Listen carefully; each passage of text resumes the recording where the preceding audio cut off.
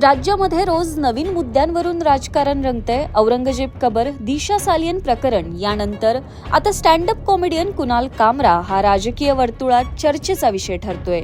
कुणाल कामरा या कॉमेडियनने मुंबईमध्ये एका शो दरम्यान उपमुख्यमंत्री एकनाथ शिंदे यांच्यावर राजकीय टीका करणारी कविता सादर केली. यामध्ये त्याने एकनाथ शिंदे यांच्या बंडखोरीचा उल्लेख करत पक्षचिन्ह आणि पक्ष नाव घेण्यावरून देखील जोरदार टीका केली आहे. मात्र यावरून संतप्त शिवसैनिकांनी मुंबईतील कामराच्या स्टुडिओची तोडफोड केली आहे. याचा व्हिडिओ देखील सोशल मीडियावर व्हायरल झालाय. यानंतर शिवसेना ठाकरे गटाने देखील कुणाल कामरा याची बाजू सावरत सरकार विरोधात भूमिका घेतली आहे.